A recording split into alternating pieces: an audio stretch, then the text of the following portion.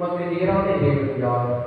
எஞ்சியிருப்போரின் குற்றத்தை பொறுத்து நீ உமது உரிமை சொத்தில் எஞ்சியிருப்போரின் தீச்செயலை மன்னிக்கின்றீர். உமக்கு நிகரானவர் யார்? அவர் தம் சினத்தில் என்றென்றும் நிலைக்கிறார். ஏனெனில் அவர் பேரன்பு கூறுவதில் விருப்பமுடையவர். அவர் நம் மீது இரக்கம் காட்டுவர். நம் தீச்செயல்களை நீக்கி போடுவார். நம் பாவங்கள் அனைத்தையும் ஆழ்மனையில் ஏறி விடுவார். பண்டைய நாளில் எங்கள் மூதாதையர்களுக்கு ஆணையிட்டு கூறியது போல யாக்கோபுக்கு வாக்கு பெறலாமையும் ஆபிரகாமுக்கு பேரன்பை காட்டியருளி. இது ஆண்டவர் அருள்வாக்கு. பதிலுரை பாடல் பல்லவி. ஆண்டவர் இரக்கமும் அருளும் கொண்டவர். என் உயிரை ஆண்டவரை போற்று. என் முழு உலகை அவரது திருப்பெயரை ஏற்றி என் உயிரை ஆண்டவரை போற்று. அவருடைய கனிவான செயல்கள் அனைத்தையும் மறவாதே. பல்லவி. அவர் குற்றங்களை எல்லாம் மன்னிக்கின்றார். நோய்களை எல்லாம் குணமாக்குகின்றார். அவர் உன் உயிரை பரப்புரையும் என்று மீட்கின்றார்.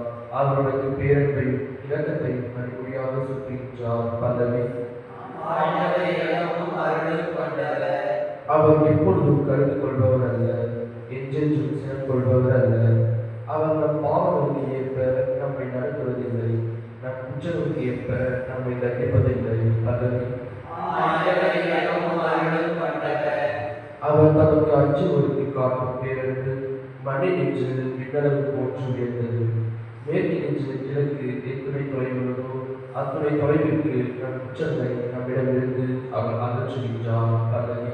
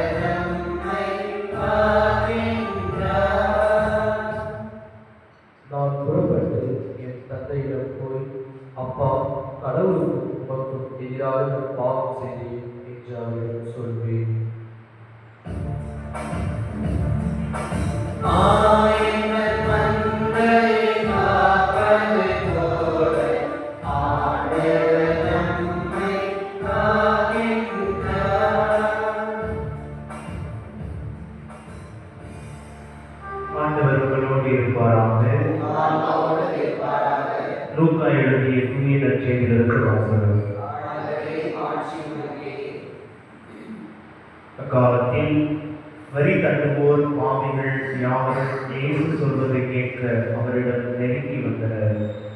பரிசேயரும் மறைநூல் அறிஞரும் இவர் பாவிகளை வரவேற்று அவர்களோடு உணவருத்துகிறாரே என்று முன்மொழிந்தனர். அப்போது அவர் அவர்களுக்கு இந்த உவமையை சொன்னார். ஒருவருக்கு 2 புதல்வர்கள் இருந்தார்கள்.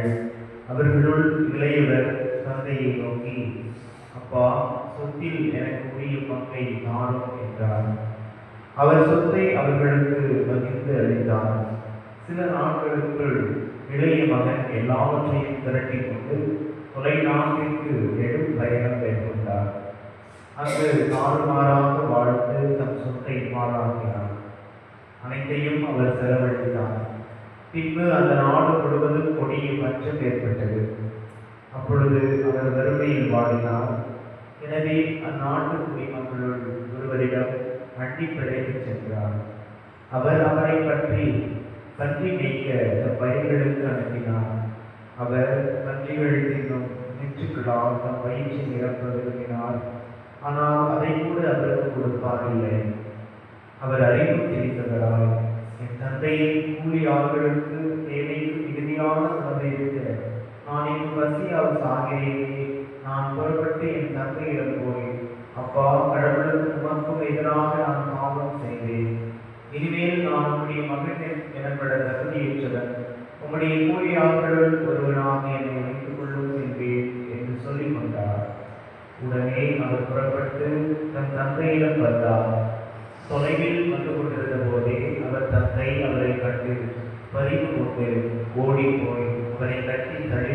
விட்டார்.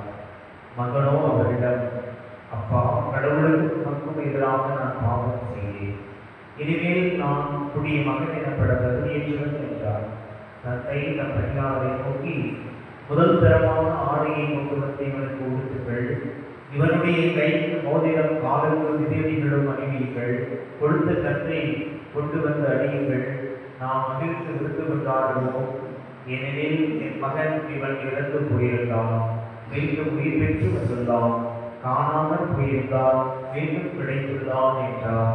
அவர்கள் மகிழ்ந்து விருந்து கொண்டாட தொடங்கினார்கள். அப்போது மூத்த மகன் வயலில் இருந்தார். அவர் திரும்பி வீட்டை நெருங்கி வந்து கொண்டிருந்த போது ஆடல் பாடல்களை கேட்டு ஊழியர்களுள் ஒருவரை வரவழைத்து, இதெல்லாம் என்ன என்று வினவினான்.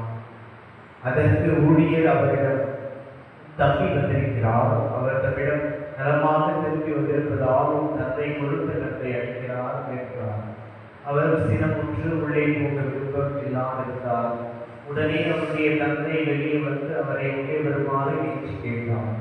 அதற்கு அவர் தந்தையிடம், மாறும் இத்தனை ஆண்டுகளாக நான் அடிமை போன்று மற்றும் வேலை செய்து வருகிறேன். உன் கட்டளைகளை ஒருபோதும் மீறியதில்லை. ஆயினும் என் நண்பரோடு நான் மகிழ்ந்து கொண்டாட ஒரு ஆட்டுக்குட்டியை கூட இன்றுமே நீ தந்ததில்லை. ஆனால் விளைவுகளோடு சேர்த்து உன் சொத்துக்களை எல்லாம் அழித்துவிட்ட இந்த மகன் திரும்பி வந்தவுடனே இவனுக்காக கொடுத்த கற்றை எடுத்திருக்கிறேனே என்றார். அவருக்கு தந்தை, மகனே, நீ எப்போதும் என்னுடன் இருக்கிறார், என்னுடையதெல்லாம் உன்னுடையதே, இப்போது நாம் மகிழ்ந்து கொண்டாடி இருக்க வேண்டும். ஏனெனில் தம்பி இவன் இறந்து போயிருந்தான், மீண்டும் உயிர் பெற்றுள்ளான், காணாமல் போயிருந்தான், மீண்டும் கிடைத்துள்ளான் என்றார். ஆண்டவரின் அருள்வாக்கு.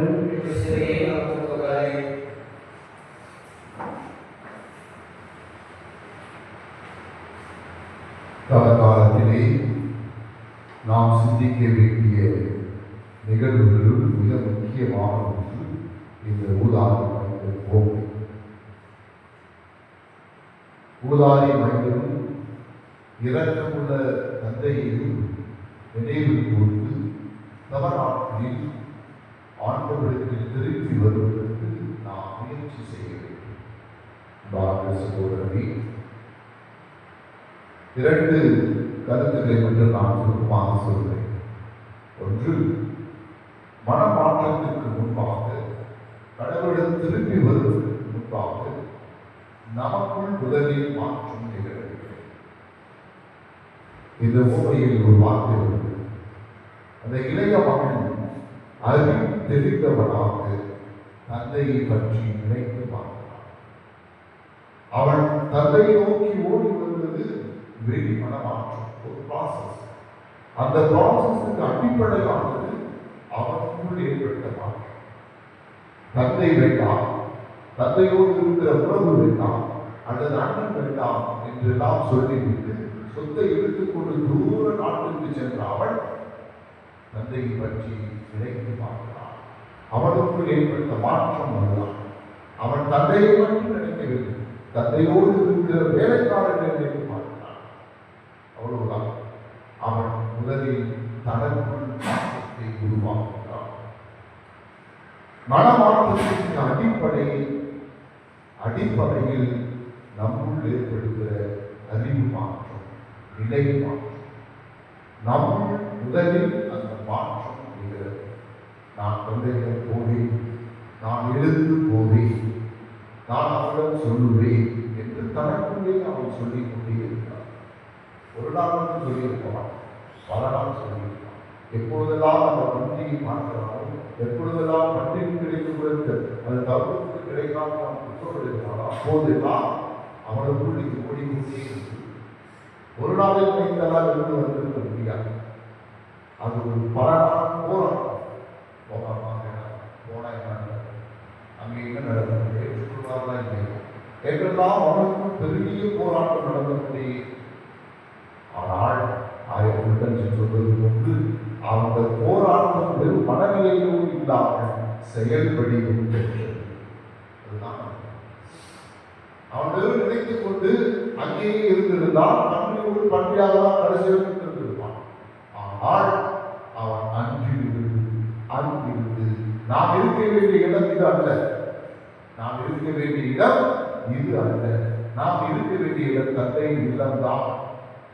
அந்த இல்லத்தில் ஒரு வேலைக்காரனாக இருந்தாலும் பரவாயில்லை. ஆனால் நான் இருக்க வேண்டிய இடம் என்னுடைய தந்தையின் இல்லம்.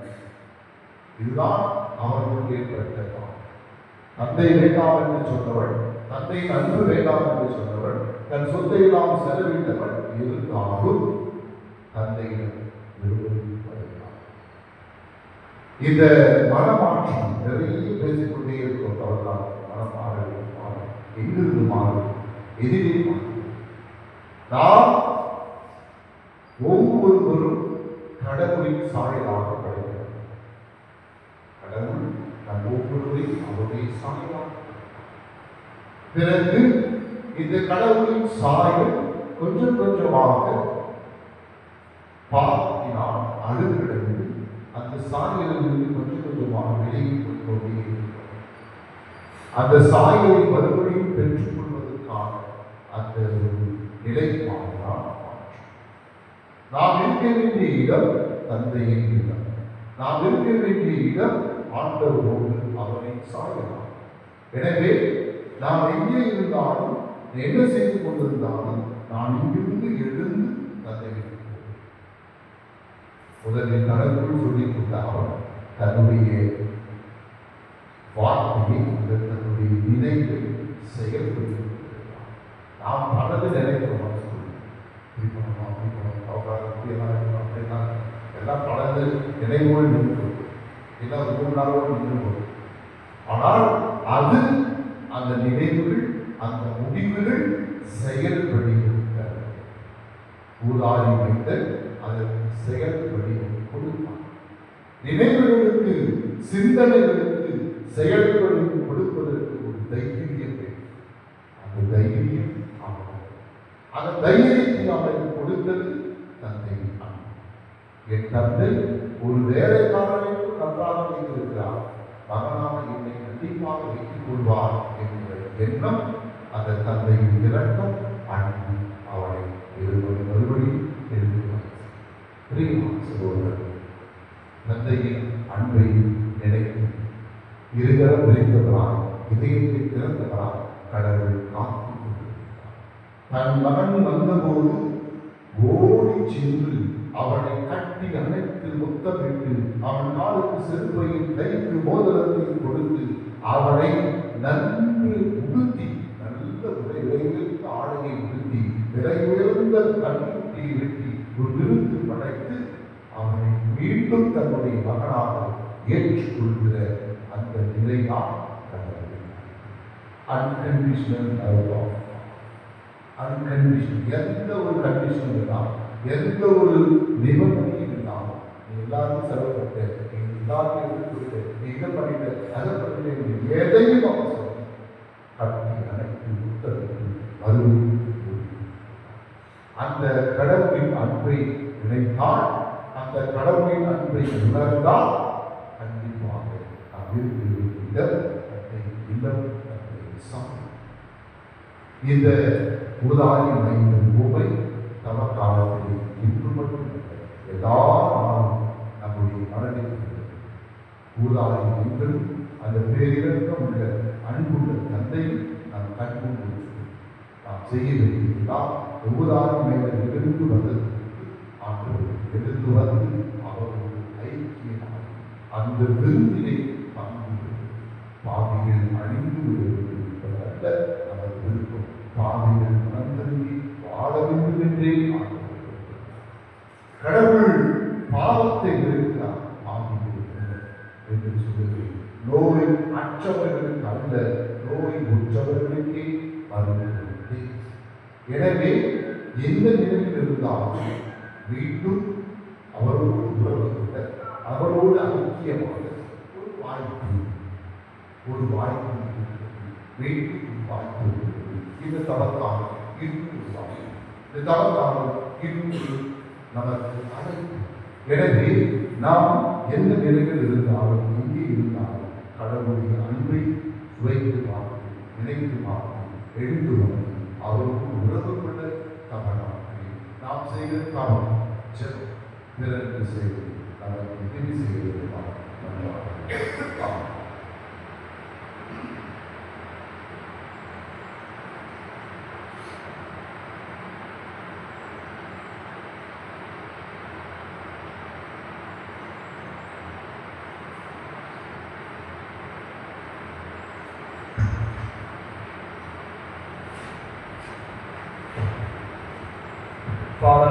263 பக்கம் 140.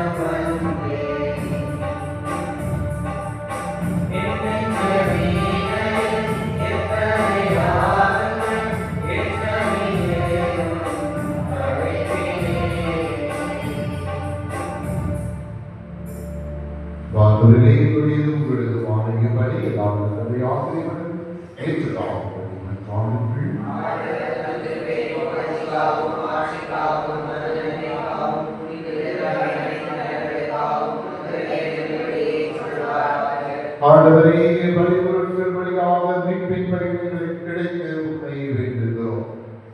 அளவுக்கு மீறிய மனித நாட்டங்களில் எங்களை விடுவித்து இது மீட்பளிக்கும் கொடைகளுக்கு எங்களை விட்டு செல்வனமாக எங்களால் கிறிஸ்து வழியாக உண்மை நன்றாகுகிறோம்.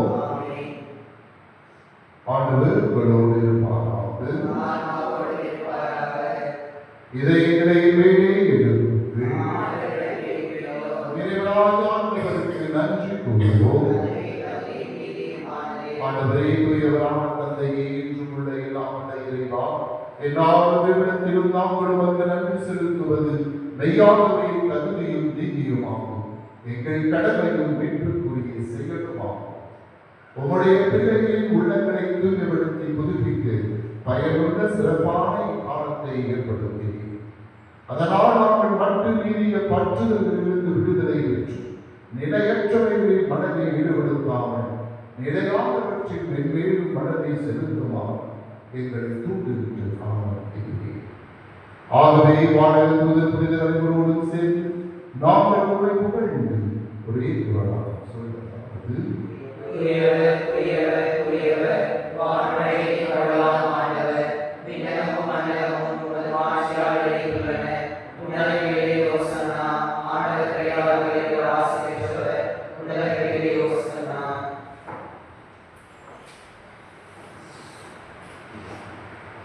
ஆண்டவரே, மெய்யாகவே தூயவர், தூய்மை அனைத்திற்கும் ஊற்று. ஆகவே தூயாவியை கொடுத்து காட்சியை விடுத்த உண்மை வைக்கிறோம். இவ்வாறு எங்கள் ஆண்டவர் இயேசு கிறிஸ்துவின் உடலும் இரத்தமுமாக எங்களுக்கு இவனை மாறுவதாக.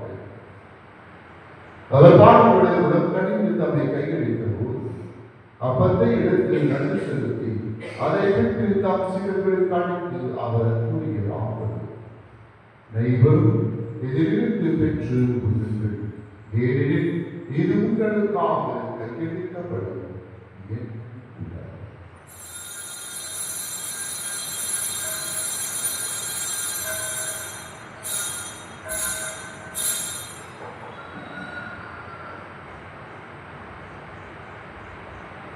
அவர் நம்மை இரவு விருந்தை அருந்திய கிண்ணத்தையும் எடுத்து மீண்டும் நன்றி கூறி தாம் சீடர்களுக்கு அளித்து அவர் கூறுகிறார், அனைவரும் இதிலிருந்து பெற்று பருகுங்கள், ஏனெனில் இது புதிய நிலையான உடன்படிக்கைக்குரிய என் இரத்தத்தின் கிண்ணம், இது பாவ மன்னிப்புக்கென்று உங்களுக்காகவும் பலருக்காகவும் சிந்தப்படும். இதை என் நினைவாக செய்யுங்கள்.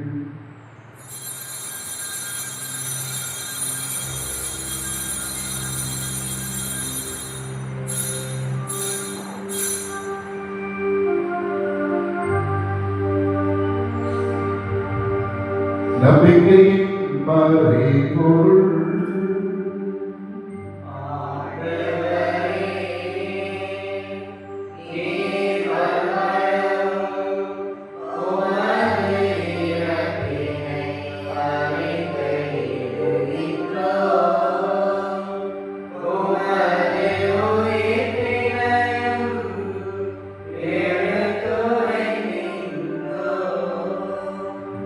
ஆண்டவரே, நாங்கள் கிறிஸ்துவின் இறப்பினையும் உயிர்ப்பினையும் நினைவு கூர்ந்து வாழ்வதொரு அப்பத்தையும் மீட்படைக்கும் கிண்ணத்தையும் உமக்கு ஒப்புக் கொடுக்கின்றோம்.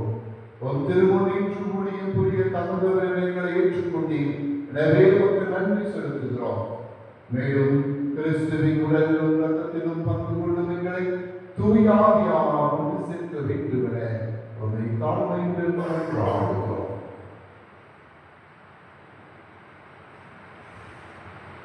ஆண்டவரே, உலகெங்கும் பரவியிருக்கும் அந்த திரு அவையை நினைவு கூர்ந்தருளும்.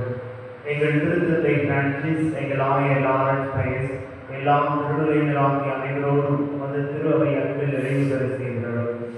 மேலும் உயிர்த்திலும் எதிர்நோக்குடன் துயில் கொள்ளும் எங்கள் சகோதர சகோதரிகளையும் இறந்தோர் அனைவரையும் இரக்கத்துடன் நினைவு கூர்ந்து அந்த திருமுக ஒளியினுள் ஏற்றுள்ளோம். எங்கள் அனைவர் மீது கிடைக்குமாயிரும் கடவுளின் கன்னி தாயான புனித மரியா, அவருடைய கணவரான புனித யோசேப்பு, புனித திருத்தூதர்கள், இவ்வுலகில் மங்குவதவராயிருந்தாகிய புனித அனைவருடன் நாங்கள் நிலை வாழ்வில் பங்கு கொள்ளும் தகுதி பெற்று திருமகனே கிறிஸ்து வழியாக உம்மை புகழ் செய்து பரமருள உம்மை மன்றாடுகிறோம்.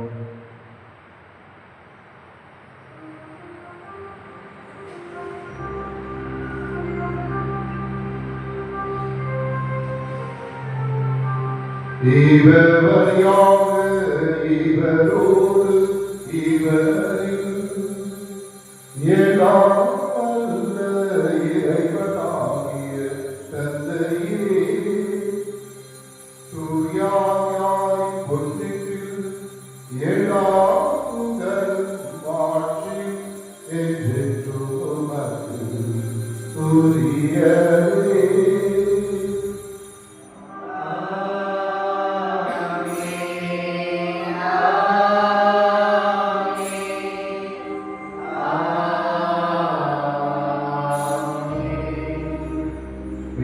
கட்டளையால் கற்பிக்கப்பட்ட இறைவழி படையால் பயிற்சி பெற்ற நாம் சேர்ந்து மன்றாடுவோம்.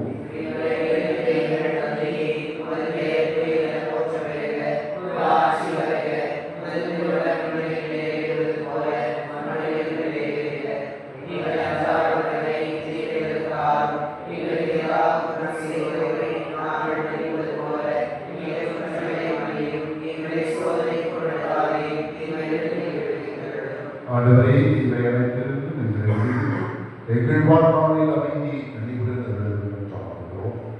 இரக்கத்தின் உதவியால் நாங்கள் பாவத்திற்கு போதும் விடுதலை பெற்று யாவரும் கடற்கரையும் சின்னமாக போகலாம். நாங்கள் நம்பி இருக்கும் தேவத்திற்காக எதிர்பாராக கிறிஸ்துவிற்காகவே காப்போம் காத்திருக்கின்றோம்.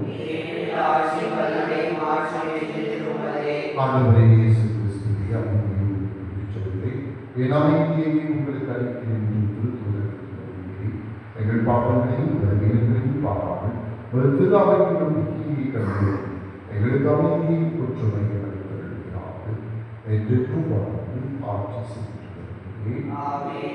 ஆண்டவருடைய அமைதி ஒருவருடைய சுட்டு இருப்பதாக ஒருவருடைய அமைதியை கண்டிருப்போம்.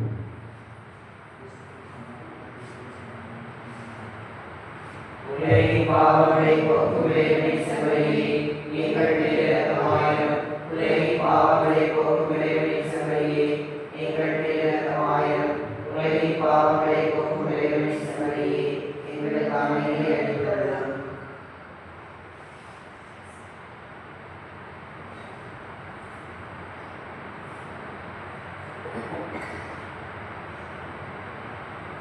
இதோ இறைவனின் சிந்தனை, உலகின் பாவங்களை போக்குகிறார். ஜனரியின் விருந்துக்கு அழைக்க பெற்றோர் பெற்றோர்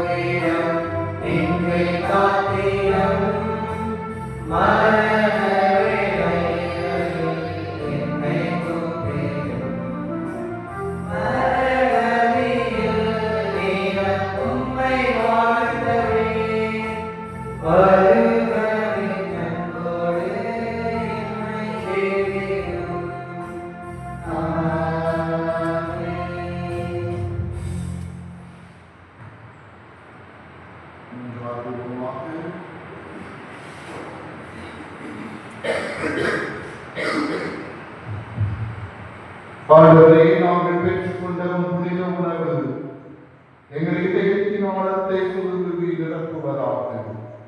நாங்கள் இந்த அருளையாளத்தில் ஆற்றுடன் பங்கேற்க அருள்வீராக. எங்கள் ஆண்டவராகிய கிறிஸ்து வழியாக உண்மையாகிறோம். ஆண்டவர் உங்களோடு தந்தை மகன் தூயாவி உங்களுக்கு ஆசீர் வழங்குவாராக. கிறிஸ்துவின் அன்பில் சென்று வாழ்வோம். பாடலே 1542 பக்கமே 601.